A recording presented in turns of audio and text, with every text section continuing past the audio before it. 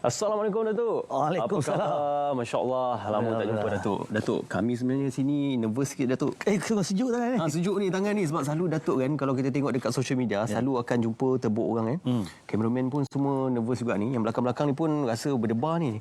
Tapi hari ni saya rasa bukan ini kita punya tujuan. Saya ada soalan-soalan penting untuk nak kita tanya bersama dengan Datuk. Ready Datuk Start terbuk dulu lah. Kita tunggu habis siaran nanti Datuk. Okay. InsyaAllah. Baiklah, untuk bicara nanti malam ni kita akan bersama dengan yang berbahagia Datuk Wira Dr. Ashraf Wajdi Dusuki.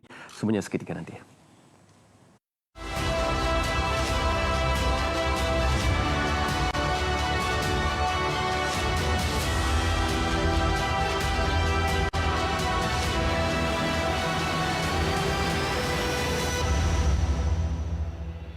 Di sini bermula, kami melangkah dengan tekad untuk berjuang.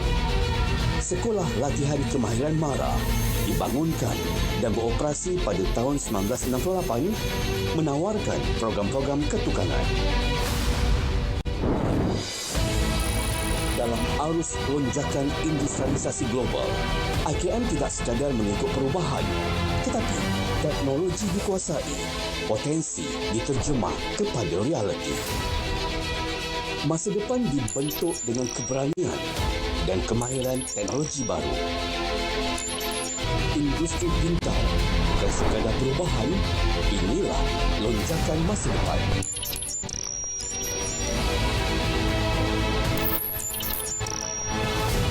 Di sinilah lahir generasi baru, menguasai teknologi masa hadapan, memacu tenaga lestari dan membentuk solusi untuk dunia yang berubah.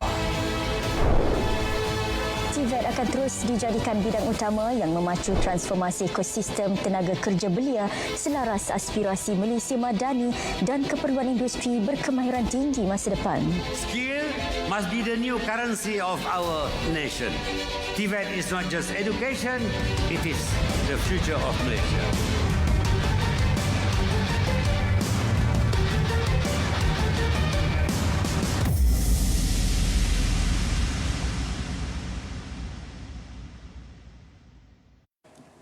TVET MARA membina masa depan anak bangsa. Assalamualaikum warahmatullahi wabarakatuh. Salam sejahtera, salam Malaysia Madani. Terima kasih kerana bersama kami dalam bicara naratif pada malam ini.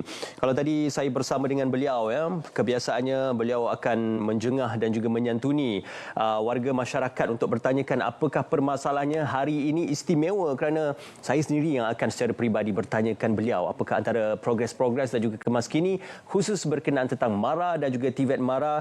Terus saja saya kita tak perlu diperkenalkan lagi yang berbahagia Datuk Wira Dr. Ashraf Wajdi bin Datuk Dusuki, pengerusi Majlis Amanah Rakyat MARA. Assalamualaikum Datuk. Apa khabar? Alhamdulillah. Datuk, hasrat kita tadi tu kita tangguhkan di akhir rancangan mungkin ada tu ataupun dalam mungkin perkongsian dan juga kesempatan yang lain. Biasa kalau berjaya terbuk saya akan bagi RM50 ke RM100. Tambah sikit Datuk. Kalau tahap kesukaran tu tambah sikit. Tapi Datuk, bersempena dengan ulang tahun MARA yang ke-60. Jadi apa yang boleh kita ketahui dan boleh kita telah kerana MARA ini cukup dekat di hati masyarakat, khususnya masyarakat Melayu sendiri. Dalam konteks ini Melayu dan Bumiputera, dalam konteks kita melihat pembangunan negara dipacu dan diterajui MARA. 60 tahun MARA, apa yang boleh kita kongsikan hari ini? Ya, bismillahirrahmanirrahim. Assalamualaikum warahmatullahi wabarakatuh. Terima kasih Ismail atas jemputan.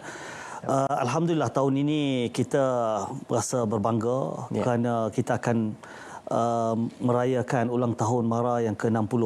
MARA yang merupakan institusi yang amat dekat dengan hati masyarakat rakyat, khususnya golongan Bumiputera. Dicetuskan pada 1964 oleh UMNO pada waktu itu dalam Perhimpunan Agung UMNO, memikirkan soal bagaimana nak mengangkat martabat orang Melayu khususnya pada waktu itu setelah kita berjaya mencapai kemerdekaan.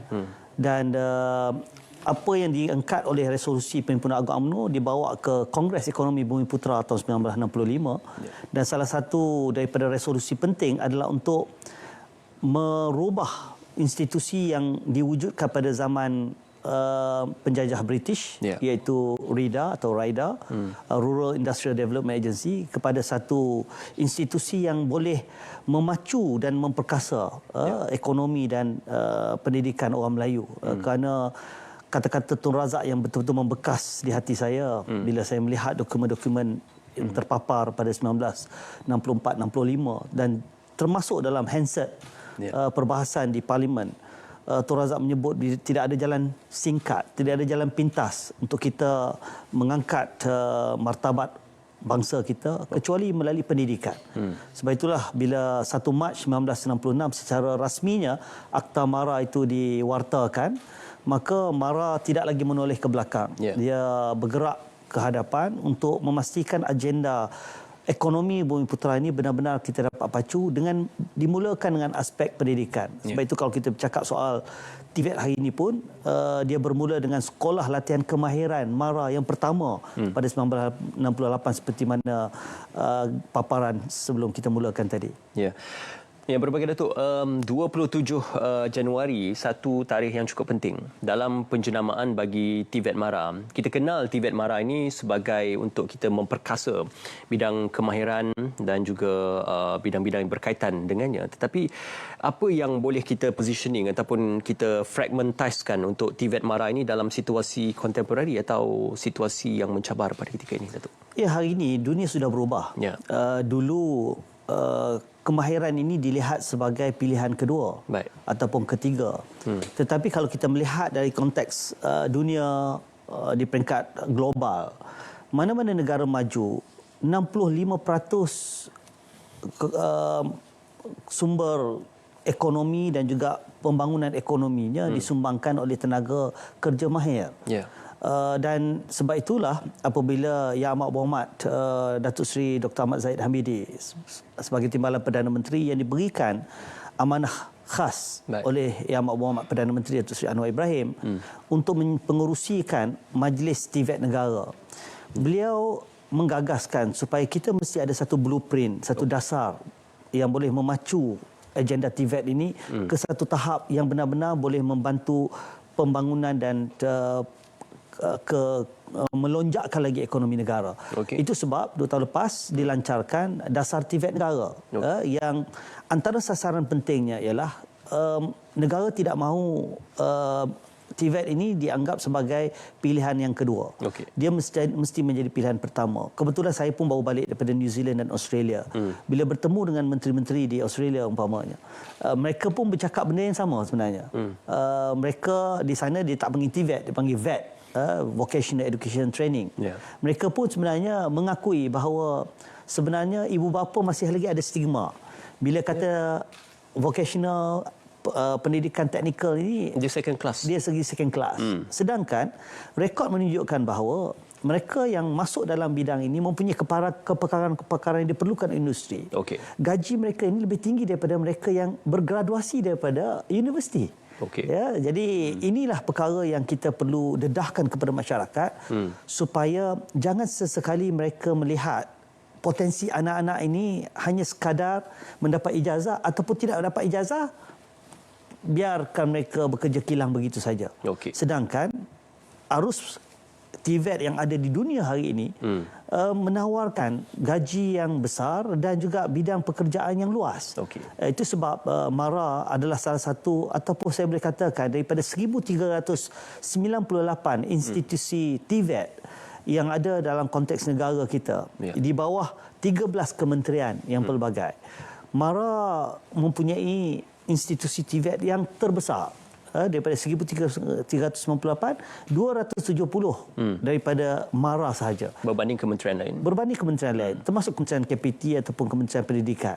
College Vocational ataupun College Community. Tetapi MARA kita ada 270. Datuk, kalau Datuk menyebut 270 institusi TVET MARA, kita lihat antara pembahagian dan juga agihannya mengikut kepada mapping ini ataupun pemetaan ini di seluruh negara, banyak di Semenanjung juga, tetapi ada juga di Sabah dan juga Sarawak. Ini adalah antara taburan antara institusi TVET MARA di seluruh Malaysia. 25 institusi TVET ni, tapi dipanjangkan tadi yang berbagai Datuk menyebut 270.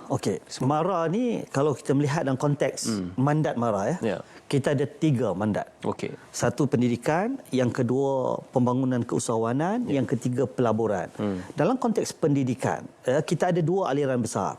MRSM tu memang terkenal sebagai sebagai sekolah elit lah, seperti mana sekolah berasrama penuh. Tetapi dari segi aliran pendidikan ni ada dua. Satu, aliran akademik yang biasa. Baik. Ya, maknanya pelajar-pelajar yang masuk dalam bidang perakaunan, bidang kedoktoran, bidang kejuruteraan, itu akademik biasa.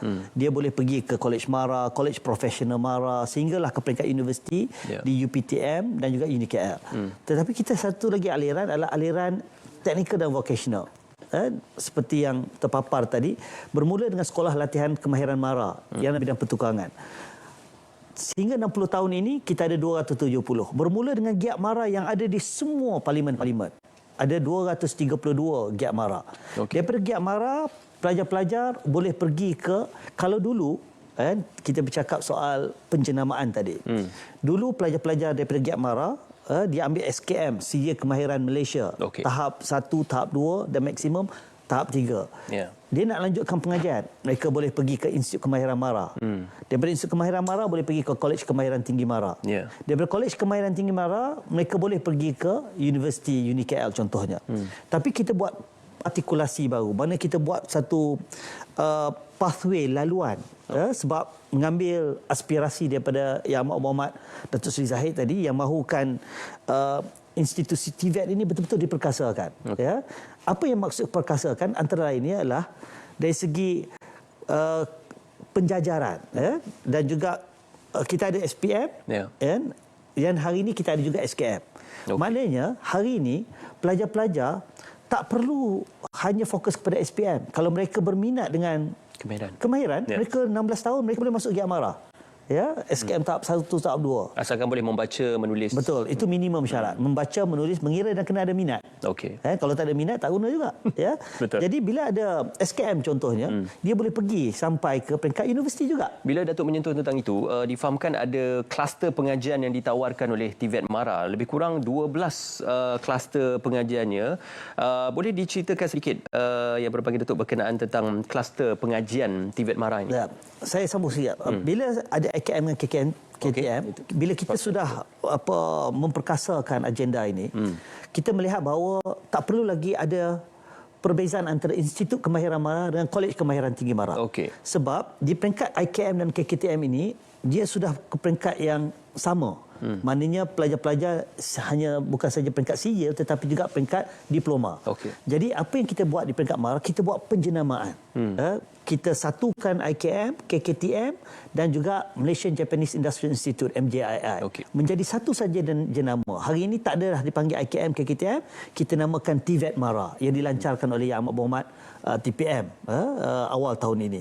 Jadi dengan adanya TVET Mara, kita ada boleh katakan tiga tangga lah.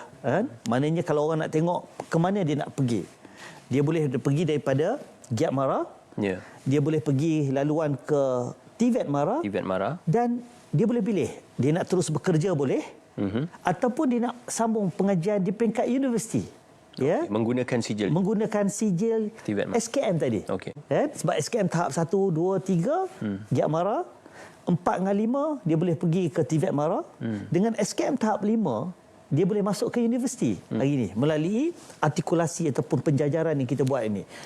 Tadi bila bercakap soal bidang, sebenarnya itu lebih kepada bidang umum sektor. Tetapi kita ada 429 bidang-bidang kemahiran yang pelbagai. Contohnya dalam konteks elektrik saja. Ada bidang pendawaian, ada bidang chargeman, chargeman pula ada level-level dia. Ismail, saya sendiri pun bukanlah daripada bidang TVET. Saya pun dalam bidang akademik profesional biasa. Tetapi bila saya berada di Mara, antara sebab saya terpaksa merajinkan diri turun ke Padang, hampir semua institusi TVET utama ni saya sudah sampai. Jadi saya satu ketika ni saya nak kongsikan cerita benar ni. Bila saya pergi ke Giat Mara Seberang Perai Utara, itu bidang yang memfokuskan bidang elektrik. Saya bertemu dengan seorang pelajar ni. Pelajar ni daripada Pahang. Kalau tak silap saya, dia daripada Jerantut waktu itu. Saya tanya dia, kenapa daripada Jerantut pergi sampai ke Seberang Perai Utara? Dia kata, saya ni dah buat kajian mengikut pengalaman abang-abang saya saya nak betul-betul nak masuk dalam bidang elektrik. Tetapi di Giat Mara ini ada penawaran kan bidang elektrik voltage yang rendah ya. Sampai ke PW4 ya, pendawaian. Tetapi dia tidak hanya sampai dekat situ. Dia kata dia habis saja dekat situ 2 tahun. Dia nak sambung ke IKM. IKM Seberang Perai Utara ya. Tadi Giat Mara Tasik Gelugor, maaf saya, Tasik Gelugor. IKM Seberang Perai Utara yang hari ini kita jenamakan sebagai TVET Mara, TVET Mara Seberang Perai Utara, dia menawarkan program Chargeman. Daripada dia ada CJ Kemahiran plus BO, itu CJ profesional yang diiktiraf oleh Suruhanjaya Tenaga. Di situ 3 tahun. Ya. Kalau pelajar-pelajar tu habis di BO, ya, dia keluar saja, Ismail tahu berapa gaji dia? Ya, tak kurang daripada 8,000. Ya, 8,000. Maknanya 2 tahun setengah di Giat Mara. Dia sambung BO 3 tahun, 5 tahun setengah. Dia boleh dapatkan BO, dia keluar gaji minimalnya 8,000. Kalah gaji degree dia tu. Ya, bukan itu saja. Budak ni yang bagusnya, dia pula ajar saya, dia kata, tapi saya tak nak bekerja terus. Saya nak sambung ke KKTM Kemaman. Sekarang ni nama TVET Mara Kemaman lah. Kenapa nak pergi TVET Mara Kemaman? Sebab kat situ ada chargeman dalam bidang oil and gas, dalam bidang gas dan minyak. Dia specialization chargeman dalam bidang gas dan minyak. Datuk, menarik cerita tu sebab perjalanan akademik yang cukup memberangsangkan dan juga mengujakan untuk seorang pelajar itu. Tapi kita nak berehat seketika dan kita akan sambung selepas ini semuanya dalam Bicara Naratif.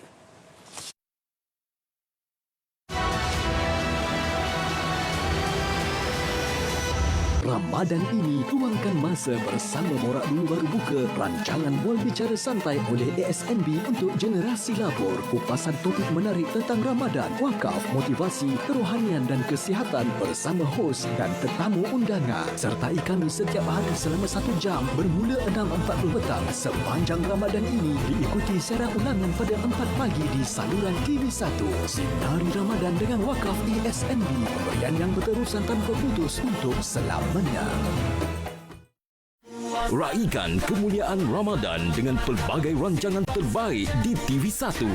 Kamu ke yang nak kahwin dengan anak aku? Tapi ayah dia tu gangster lah. Gangster? Pujian yang sangat menguji kekuatan dan ketambahanku. Borak Dulu Baru Buka. Saya nak terus berborak hari ini. Dia berbentuk permainan. Resepinya cuma satu, lapang dada tunduk selalu makan sederhana, gelak sederhana, tapi rindu pada Tuhan itu yang membara. Puasa tetap puasa dari dulu. Selamat menyambut Ramadan Al-Mubarak. Puasa tetap puasa. Hanya di TV1.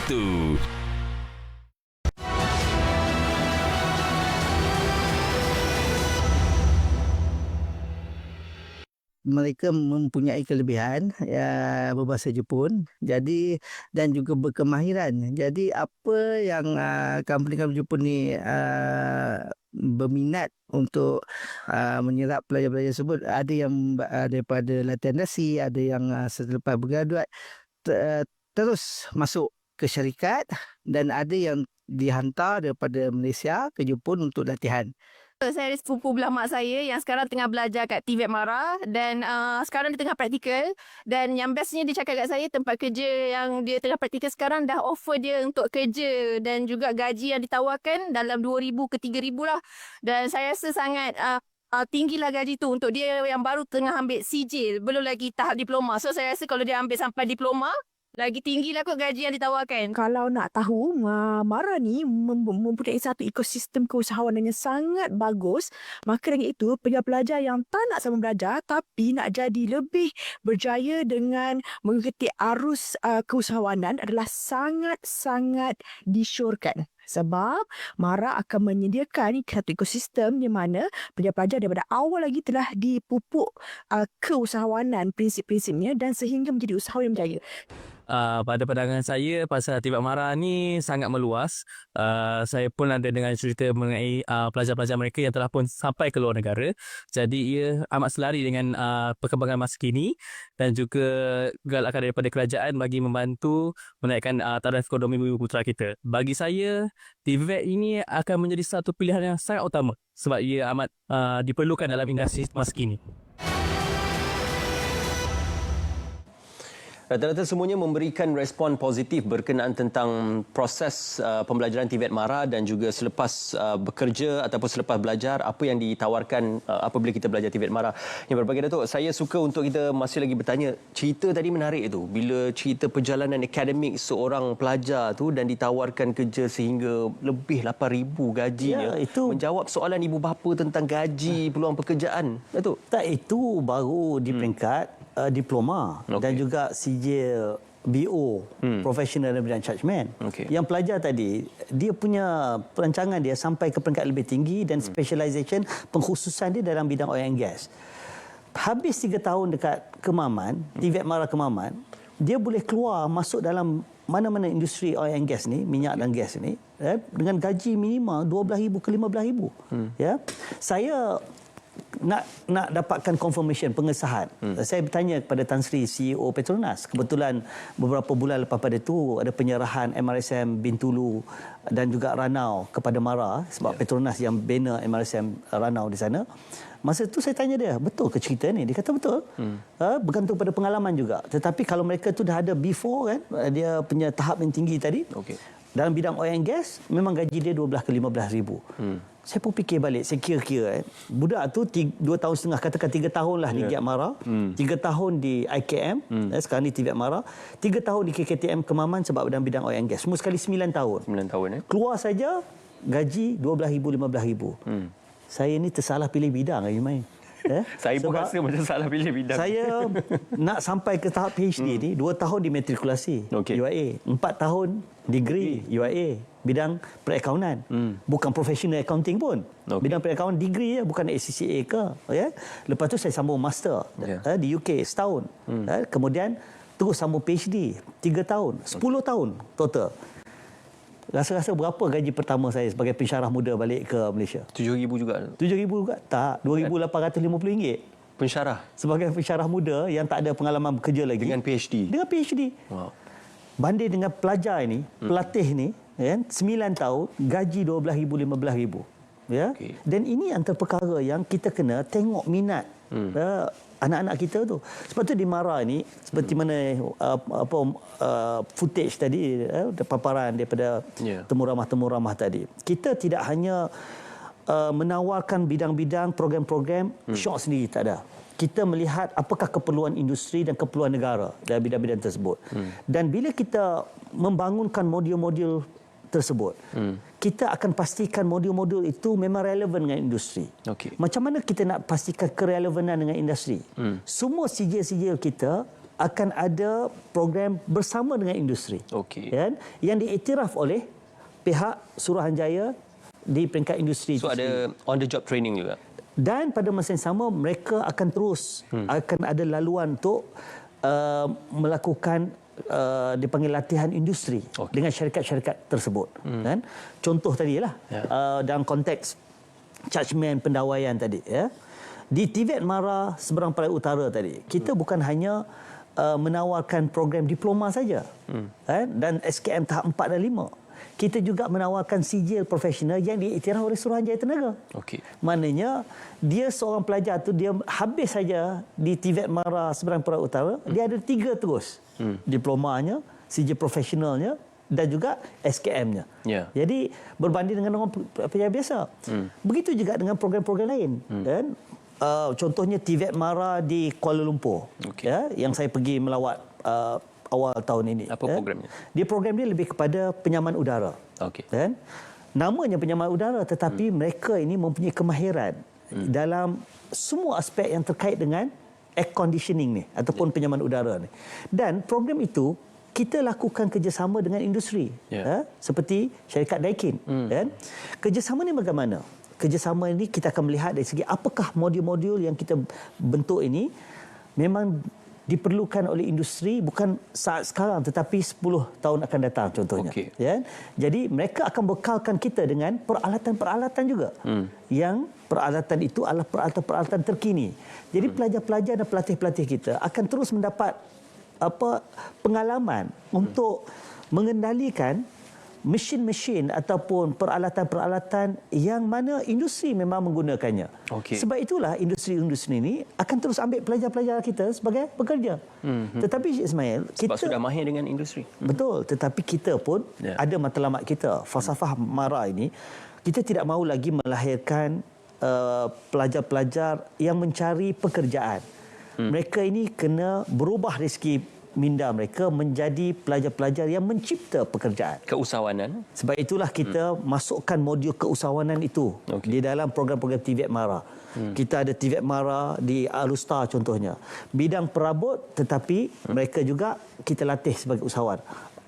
Di TVET MARA Seberang Perai Utara, mereka juga kita panggil program tekno usahawan. Okey, Datuk, kita lihat sedikit info berkenaan tekno usahawan ni. 7 program tekno usahawan, 30 orang jutawan tekno usahawan dan 750 orang graduan.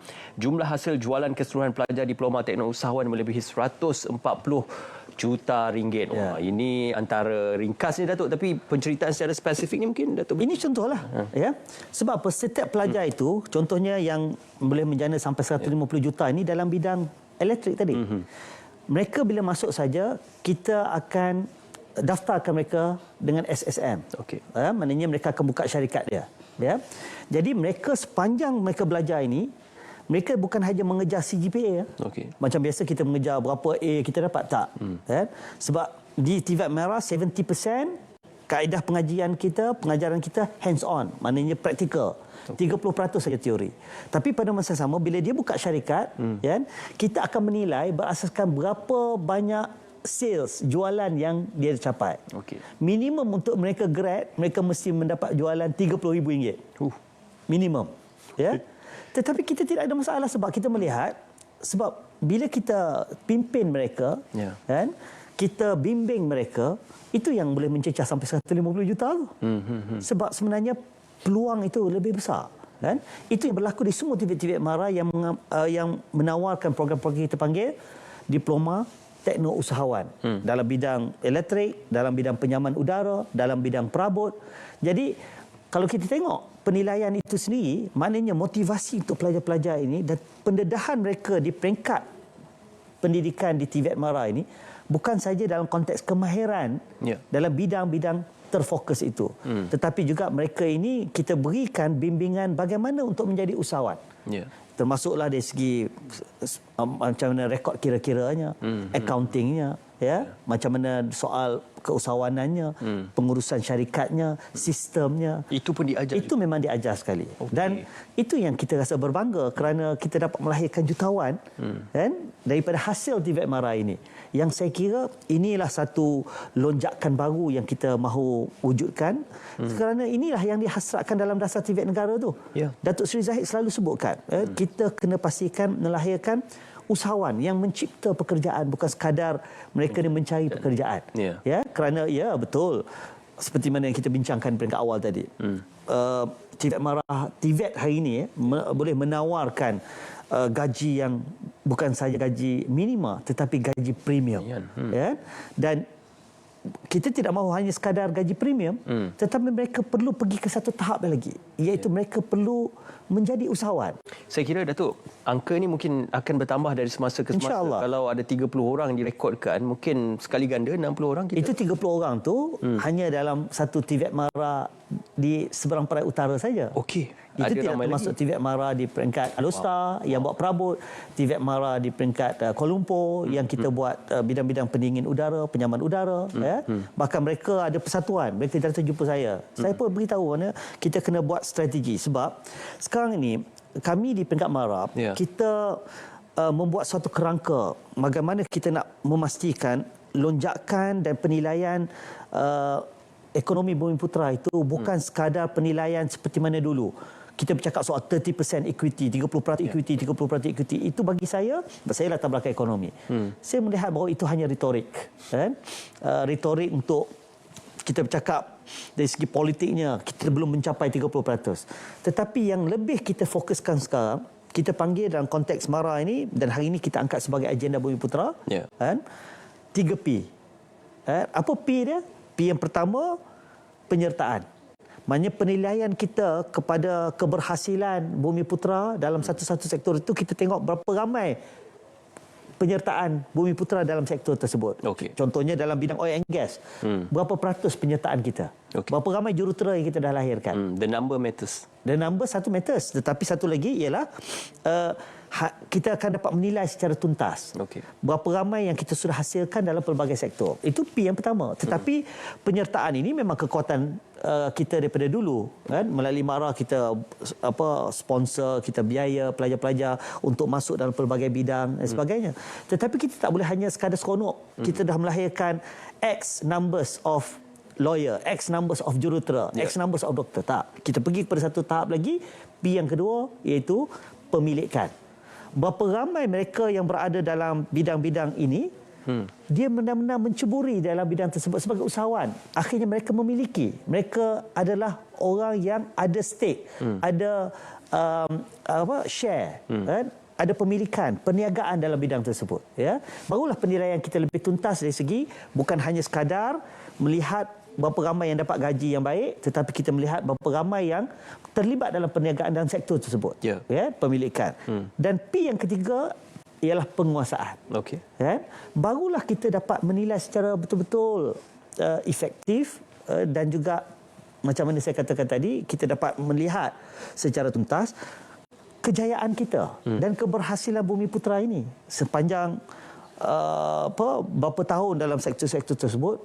Bukan hanya sekadar kita serasa seronok, dah ramai dalam jurutera dalam bidang ini, dah ramai pakar-pakar yang berkemahiran dalam bidang tersebut. Tetapi seperti mana saya katakan tadi, MARA tidak akan rasa berpuas hati kalau hanya sekadar kita melahirkan tenaga pakar yang dapat gaji yang lumayan, tetapi mereka tidak menjadi usahawan yang mencipta pula pekerjaan tersebut. Saya kira Datuk, 3P ni, penyertaan, pemilikan dan penguasaan ni boleh menjadi antara penanda aras dan juga sebagai satu trajektori untuk kita melihat TVET MARA ini dibawa kepada satu fasa yang seterusnya.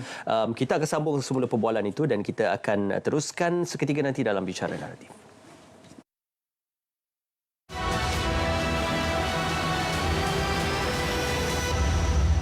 Raikan kemuliaan Ramadan dengan pelbagai rancangan terbaik di TV1. Semuanya dah melayang. Hati saya dah melayang. Fu. RM5. Kita minta maaf dengan Mek Mina nak? Ngadam. Tak nak. Mampukah sengketa berakhir dengan kemanisan cinta? Saksikan Cinta Nasi Ambeng, Isnin hingga Khamis 2.30 petang. Sekarang lampu terang benderang, meja penuh lauk panjang. Warnai Ramadan anda hanya di TV1. Jangan lupa diri. Warattilil Qur'ana tartila. Warattilil Qur'ana tartila.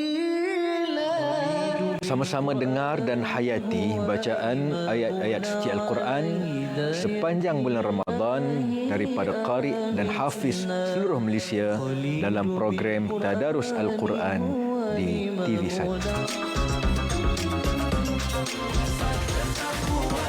Selamat menyambut Ramadan Al-Mubarak. Puasa tetap puasa. Hanya di TV1.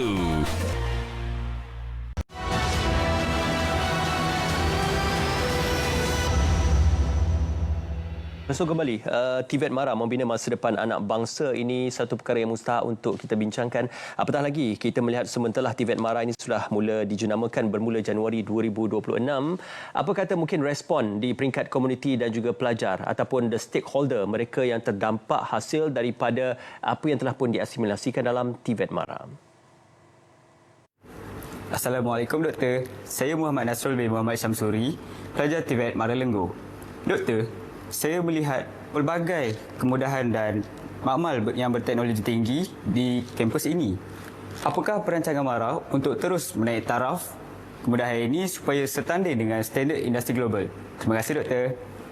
Assalamualaikum, Doktor. Saya seorang pelajar TVET Mara. Saya mempunyai impian untuk sambung pelajaran ke luar negara. Jadi, apakah peluang saya untuk menyambung pelajaran ke luar negara di universiti bertaraf antarabangsa?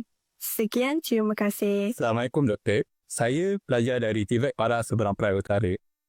Doktor, saya bukan sahaja ingin menjadi pekerja mahir, tetapi saya juga ingin menjadi pencipta peluang pekerjaan.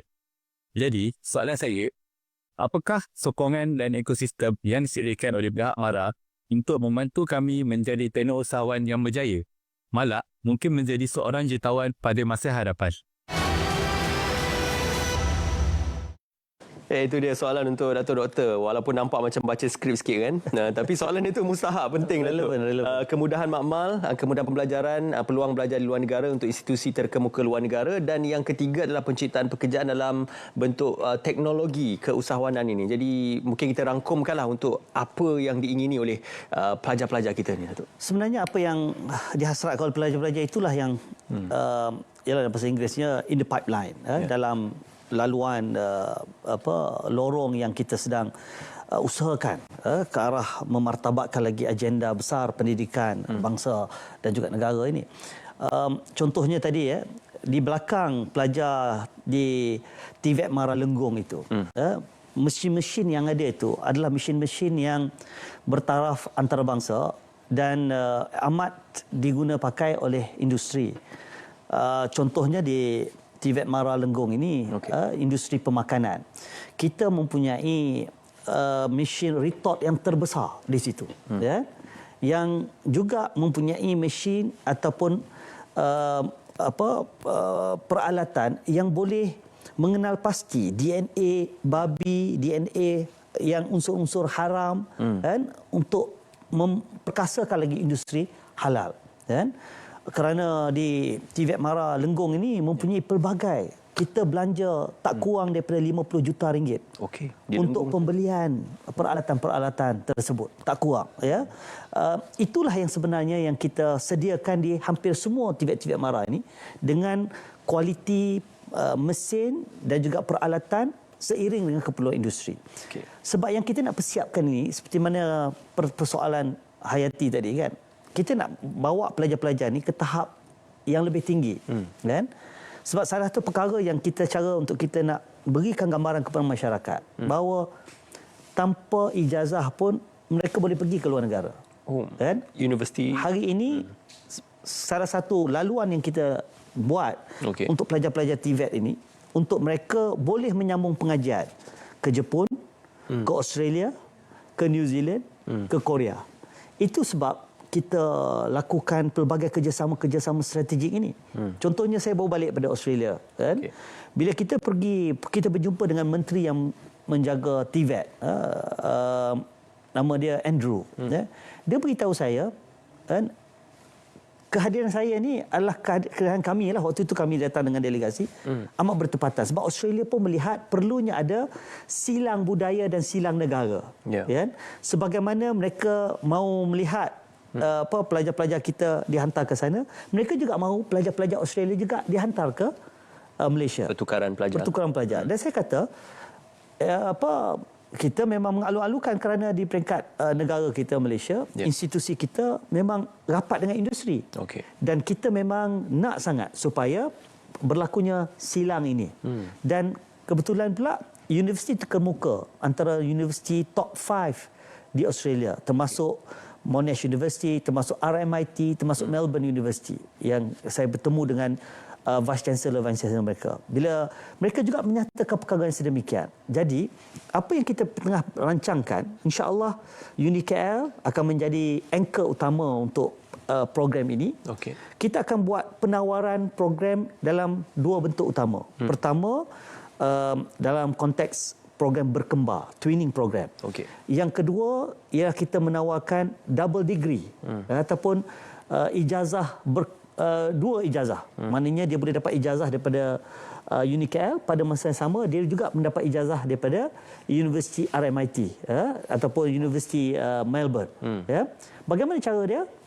cara melalui program TVET ini, kan, mereka boleh ambil katakan 2 tahun di sini, kan, setahun di Australia. Sepenuhnya di sebahagian di Malaysia, sebahagian di Australia. Tajaannya pula bagaimana? Tajaannya di bawah MARA. Kan? Sebab mana selama ni kita hanya fokus kepada pelajar-pelajar dalam bidang-bidang akademik biasa kan, bidang profesional biasa, tapi ini sebagai laluan TVET juga. Maknanya yang paling penting kita nak memberikan mesej dan isyarat kepada ibu bapa di luar sana. Jangan bimbang dan jangan risau. Bahawa anak-anak ini ada potensi masing-masing. Kalau mereka ini berminat dalam kemahiran, kan, berikan galakan kepada mereka. Dan melalui MARA juga kita akan menyediakan laluan seperti itu untuk mereka sampai ke peringkat mengembangkan potensi dia kalau mereka berminat untuk melanjutkan pengajian ke luar negara. Kerana ini penting supaya proses pendedahan satu. Yang kedua, transfer of technology, pemindahan teknologi daripada negara-negara ini. Sebab itu kita pun akan memilih bidang-bidang yang strategik, yang kita mahu tingkatkan kualiti dan juga dari segi kemampanan bidang-bidang tersebut dalam konteks negara kita. Sebab itu kita bekerja rapat dengan industri dan juga kerajaan. Ini antara perkongsian visual sementara yang baru saya pergi ke Australia dan New Zealand. Ini juga bertemu dengan anak-anak kita di sana. Saya ambil kesempatan selalunya bila kami pergi, kami selain daripada proses-proses perundingan dan juga acara rasmi, saya pasti akan bertemu juga dengan anak-anak pelajar di bawah tajaan MARA. Kita mempunyai ramai 437 orang pelajar-pelajar MARA di Australia saja. Jadi penting juga untuk saya sentiasa mengingatkan mereka bahawa mereka mempunyai amanah dan tanggungjawab. Kerana setiap sen yang kita belanjakan itu bukan sekadar hak mereka, tetapi adalah suatu pelaburan negara untuk memastikan mereka kembali ke negara, membawa segala pengalaman dan ilmu yang ada untuk sama-sama kita bangunkan anak bangsa kita. Itu penting untuk saya ambil peluang itu. Tetapi yang paling penting juga, Ismail, adalah untuk kita mengangkat tahap pendidikan TVET yang kita bincangkan hari ini ke satu tahap yang lebih tinggi. Bila Datuk bercerita tentang tahap pendidikan TVET ini, saya kira saya ada terbaca beberapa tahun yang lalu, bidang TVET ini bukan sahaja dimohon oleh para pelajar yang mungkin sederhana dalam akademik, tetapi para pelajar yang straight A juga sudah mula memohon bidang-bidang TVET. Ini mengejutkan kerana sebelum ini kebiasaannya, normalnya pelajar-pelajar straight A ini akan memohon bidang-bidang konvensional, perubatan, kejuruteraan, undang-undang atau accounting. Tapi bila mereka mula memohon bidang TVET ini, seolah-olah TVET ini dipandang tinggi oleh para pelajar yang genius atau yang bijak ini. Jadi mungkin respon... Mungkin juga salah satu faktornya kerana apabila kita mewar-warkan, bila Datuk Seri Zahid ini betul-betul menjadi juara dalam konteks TVET, mana-mana dia pergi, dia akan bercakap soal TVET. Hari ini TVET ini menjadi satu sebutan ramai. Kita bincangkan tadi, orang dah mula buka mata. Kalau hanya mendapat segulung ijazah bermula dengan gaji sekitar 2,500. Tetapi kalau mereka mempunyai kemahiran yang diiktiraf oleh industri, apatah lagi dalam konteks MARA, setiap program kita sama ada ijazah ke, di peringkat diploma ke, mesti kita gandingkan sekalikan dengan CJ profesional yang diiktiraf. Contohnya kalau dia ambil bidang perakaunan, dia bukan hanya ambil ijazah perakaunan, dia juga akan gabung jalinkan dengan CJ profesional daripada ACCA contohnya. Begitu juga dengan CJ kemahiran. Jadi bila ramai yang mula membuka mata bahawa gaji ini lebih besar, demand ataupun permintaan dalam industri kepada bidang-bidang TVET ini besar, sudah tentulah dengan secara tidak langsung ada pelajar-pelajar yang walaupun mereka dapat straight A's, mereka merasakan ini adalah satu bidang yang kita boleh terokai. Tapi yang paling penting, Ismail, sebenarnya kita nak menunjukkan kepada masyarakat, setiap anak-anak kita ni mempunyai potensi yang berbeza-beza. Jangan sekali-kali kita merendahkan mereka. Kalaupun mereka mendapat SPM dengan hanya sekadar lulus saja, jangan mengasakan bahawa dunia itu gelap untuk mereka. Tidak. Dah tak ada jalan. Sebenarnya kadang-kadang kita berlaku tidak adil kepada anak-anak kita. Anak-anak kita ni dia ada kekuatan masing-masing yang kita tak boleh paksakan mereka. Kalau hanya sekadar menghafal untuk masuk dalam peperiksaan, latih to be, dapat A, belum tentu dia akan menjadi seorang yang berjaya di luar sana. Yang paling penting, apa yang dia minat, apa yang kemahiran yang kita boleh congkilkan. Kadang-kadang kita pun tak tahu, saya pun tak tahu anak saya yang nombor 2, Hafizah, kan? Dia mempunyai kekuatan dari segi architecture landscape, kan? baru saya tahu potensi dia bila dia masuk universiti. Barulah dia nak menampakkan. Begitu juga dalam konteks kemahiran. Apa yang memberikan inspirasi kepada Datuk Seri Zahid bila dia memperkenalkan dasar TVET negara ini? Dia bercakap dengan Perdana Menteri Datuk Seri Anwar. Waktu itu saya ingat lagi, 10,160 pelajar-pelajar SPM tak hadir kan, waktu exam. Itu baru yang tahun itu. Tak termasuk bila keluar saja result, dan bila cek balik, kementerian kata ada lebih daripada 250,000 yang tak boleh masuk universiti. Sebab apa? Mereka sekadar lulus atau gagal, kombinasi lulus gagal dan tak cukup kredit. Nak masuk universiti kena ada sekurang-kurangnya 3 atau 4 kredit. Ya. Jadi mereka ini nak ke mana? Kalau kita tidak harus perdanakan TVET ini sebagai satu bidang yang memang diperlukan oleh negara. Cumanya kita menyalurkan mereka kepada bidang-bidang yang memang diperlukan oleh industri. Dan itu yang dibuat oleh Majlis TVET Negara oleh Datuk Seri Zahid dengan mengkoordinasi, menyelaras 13 buah kementerian yang di dalamnya ada 1,398 institusi TVET dengan membuat permulaan. Siapa yang nak masuk TVET, dia ada sistem UPU-nya sendiri kalau masuk universiti.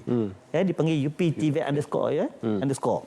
Jadi masuk dalam ruang ini, dia boleh pilih bidang. Cuma bagi saya, kita masih kurang dari segi promosi bidang-bidang tersebut. Sebab itu dari peringkat MARA, kami melaksanakan program yang kita kena turun ke bawah. Saya namakan sebagai merakyatkan MARA.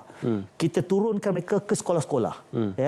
Kita wujudkan sukarelawan-sukarelawan, kita panggil sukarelawan YPM, yang turun ke semua sekolah-sekolah menengah, memberikan pendedahan. Apakah bidang? Kita ada 429 bidang kemahiran. Kalau tidak, mereka ni tak tahu, Datuk, apa perjalanan dan juga laluan mereka selepas SPM. Tapi itu kita saya kata tadi. Baru je kita bercakap soal satu bidang elektrik je. Belum lagi, itu salah satu daripada 429 bidang kemahiran. Belum bidang yang lain. Betul. Dan sub bidangnya itu. Datuk, kita nak berehat seketika dan kita sambung semula perbualan itu, mempromosikan dan juga menjenamakan TVET MARA ini, satu tanggungjawab kita bersama juga. Semuanya seketika nanti.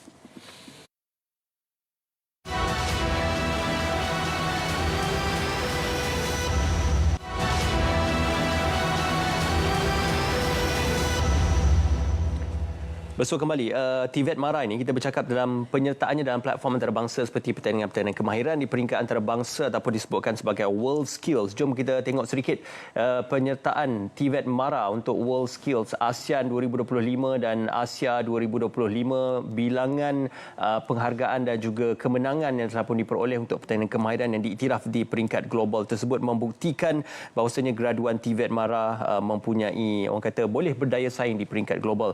Datuk, ini antara benchmark untuk TVET MARA. Sebelum kita ke World Skills ni, saya simpan dulu. Tapi kita sambung sedikit tentang, tadi ada soalan penciptaan keusahawanan dan juga peluang perniagaan. Kita cerita juga tentang bagaimana dibantu oleh MARA, apa yang boleh MARA cater ataupun assist dalam perihal ini. Boleh Datuk ceritakan? Ya, tadi saya lupa nak, sebab Faris dengan Hayati pun dah sebut saya dan tanya tadi. Sebenarnya, kita membantu sebab ekosistem MARA tadi. Pendidikan, pembangunan usahawan dan juga pelaburan. Jadi bila kita mengenal pasti satu-satu sektor contohnya untuk kita bangunkan, dan kita sudah ada program diploma TVET usahawan ataupun teknik usahawan, perabot, elektrik, fabrik, landscape. Kalau di Rembau itu kita ada fashionnya. Jadi pelajar-pelajar ini yang kita kenal pasti sebagai berpotensi daripada awal, mudah untuk kita MARA memberikan pembiayaan juga kepada mereka untuk mereka mengembangkan perniagaan mereka. Kita juga ada pelbagai geran-geran. Geran penjenamaan, geran untuk mereka mendapat pensijilan. Kalau mereka masuk dalam bidang F&B contohnya, pemakanan, mereka perlukan sijil halal, mereka perlukan sijil HACCP, sijil antarabangsa. Kita ada geran-geran yang kita boleh bantu usahawan-usahawan ini. Jadi kalau mereka sudah berada dalam ekosistem pendidikan kita, yang kita bimbing daripada awal, lagi mudahlah untuk kita membantu pembiayaan mereka sebab kita tahu potensi mereka. Dan ini dari segi, ialah saya bidang kewangan. Kita tahu salah satu perkara yang institusi kewangan pandai risau, sama ada kita memberikan pinjaman atau pembiayaan ni kepada mereka yang dianggap sebagai orang yang boleh bayar balik. Tapi kalau kita dah kenal mereka daripada awal sebagai mereka dah masuk dalam ekosistem kita, saya rasa tak ada masalah untuk kita mendapatkan kualiti peminjam-peminjam ataupun penerima pembiayaan yang kita tahu bahawa mereka boleh pergi jauh dalam bidang perniagaan. Dan itulah yang MARA sedang dan akan terus kita perkasakan dalam konteks ini. Dalam konteks WorldSkills pula tadi saya minat untuk bercakap soal WorldSkills. 2 tahun lepas saya menyertai delegasi Yang Amat Berhormat TPM Datuk Seri Zahid ke UAE. Ismail, UAE ini baru saja 10 tahun dia kebelakangan ini memfokuskan kepada TVET. Dan mereka lebih kurang kita juga. Mereka start pada umur yang lebih muda lagi sebenarnya, pada umur 13 tahun. Kita 15 tahun, dia 13 tahun. Tetapi institusi TVET mereka ini, dia benchmarkkan modul dia bukan sekadar dengan industri tetapi dengan WorldSkills. Sebab dia dah letak tanam cita-cita. Dia perlu mendapat gold medal dalam WorldSkills. Dan secara langsung atau tidak langsung, kalau kita benchmark atau kita letakkan penanda aras, program-program latihan kita dan pendidikan TVET kita di institusi TVET kita ini berasaskan tahap WorldSkills. Maksud dia apa? Maksud dia, itulah yang tahap yang diguna pakai oleh industri, yang diperlukan oleh industri ataupun yang sedang dilaksanakan oleh industri. Maknanya, itu benchmark yang diguna pakai. Dan dalam tempoh tak sampai 5 tahun, UAE boleh menang gold medal di WorldSkills. Kita ni baru sekadar bangga kita menang gold medal di peringkat ASEAN dan dapatlah juga di peringkat Asia. Ini di peringkat dunia. Jadi apa yang kita buat, daripada kita balik saja, Datuk Seri Zahid mengarahkan saya, kita melihat balik macam mana kita boleh mendapat gol.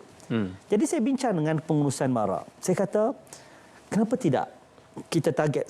Alhamdulillah selama ini yang menyumbang pingat-pingat kepada negara ini kebanyakan daripada MARA. Sebab macam yang saya katakan, MARA lah yang terkehadapan dalam konteks TVET ini. Tetapi kita kena pergi ke satu tahap yang lebih tinggi. Kita kena target, kita kena sasarkan, kita kena menang. Pingat emas di peringkat WorldSkills.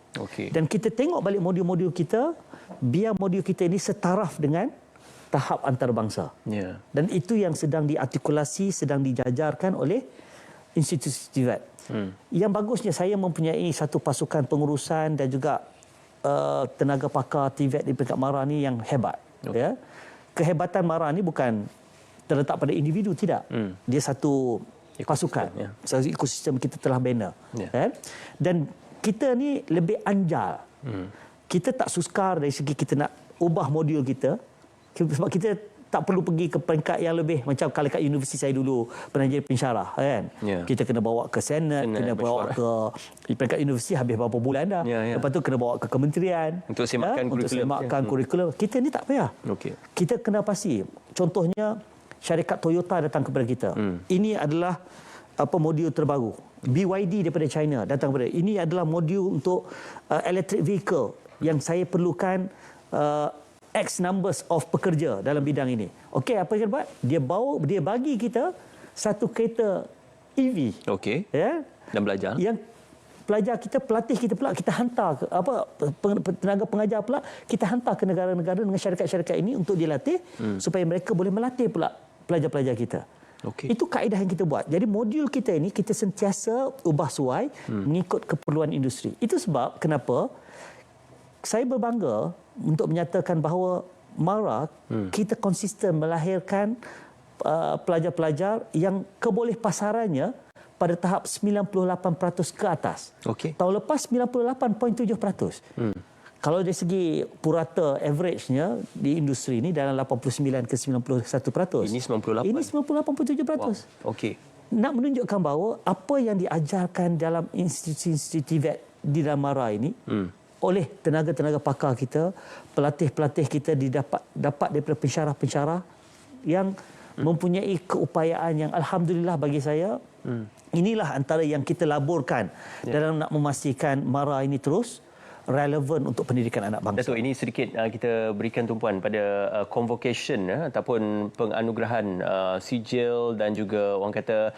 selepas mereka bergraduasi para graduan TVET MARA. Sedikit Datuk, sebelum kita selesai dan juga usai perbincangan kita, inisiatif 2030 Center of Accreditation and Recognition Excellence ataupun CARE, apa yang boleh kita fahami dan boleh kita telah daripada CARE ni? Apa yang kita nak buat ialah kita nak pastikan semua program-program kita ni mendapat akreditasi dan pengiktirafan bukan saja dalaman tetapi di peringkat industri. Jadi semua bidang-bidang kita ini kita nak pastikan bidang itu ada dia punya Suruhanjaya, ada dia punya pihak ketiga yang mengiktiraf. Contohnya tadi dalam bidang elektrik, dalam bidang solar, dia ada Suruhanjaya Tenaga, dia ada SEDA. Jadi setiap industri ini dia ada dia punya institusi dan organisasi ini. Dan organisasi inilah yang perlu kita kerjasama supaya semua program kita diiktiraf oleh mereka. Secara langsung dan tidak langsung, pelajar-pelajar yang mendapat ataupun bergraduasi daripada institusi TVET dalam bidang-bidang pelbagai, dalam industri yang pelbagai, mereka dengan sendirinya masuk ke dalam industri yang sijil mereka, ijazah mereka diiktiraf. Dan saya boleh sebutkan kepada pihak industri, mereka tak perlu bimbang bahawa pelajar-pelajar kita ini, saya percaya mereka sudah boleh terus masuk dalam bidang pekerjaan kerana mereka sudah diberikan latihan yang secukupnya yang diperlukan oleh industri. Ya, Datuk, secara ringkas, apa definisi membina masa depan anak bangsa menurut terjemahan Datuk sendiri? Tak perlukan terjemahan saya kerana inilah falsafah pendidikan MARA sejak dulu lagi. Saya ini hanya meneruskan mata rantai perjuangan pemimpin-pemimpin terdahulu. Daripada Tun Razak yang mahu MARA ini menjadi institusi yang mengangkat martabat pendidikan anak bangsa. Cuma setiap pemimpin boleh datang dan pergi. Tetapi keberadaan dia di dalam satu-satu organisasi itu mestilah sentiasa melihat akarnya dan diselaraskan dengan keperluan zaman itu. Barulah dia akan terus relevan kerana seperti mana kata dalam hadis Nabi, kita mendidik anak-anak kita bukan untuk dia hidup di zaman kita, tetapi untuk dia hidup di zaman mereka. Jadi kerelevanan untuk mengangkat martabat pendidikan anak bangsa itu perlu kita teruskan. Sebab itulah MARA ini perlu kita hebatkan dan perlu kita merakyatkan MARA ini kepada masyarakat. 2026 TVET MARA akan menjadi lebih baik? InsyaAllah. Mudah-mudahan. Terima kasih Datuk Wira Dr. Ashraf Wajdi Rizki kerana bersama dengan kami pada hari ini dalam bicara naratif TVET MARA membina masa depan anak bangsa. Inisiatif TVET MARA yang dijenamakan bermula Januari 2026 membawa satu paradigma dan juga satu spektrum baru dalam kita melihat bidang teknikal dan juga vokasional ini diperkasakan dan juga dijenamakan semua. Terima kasih Datuk kerana bersama dengan kami dan terima kasih kepada anda yang menonton kami dalam bicara naratif. Dengan itu kita sudahi dengan Assalamualaikum, kita jumpa lagi insya-Allah.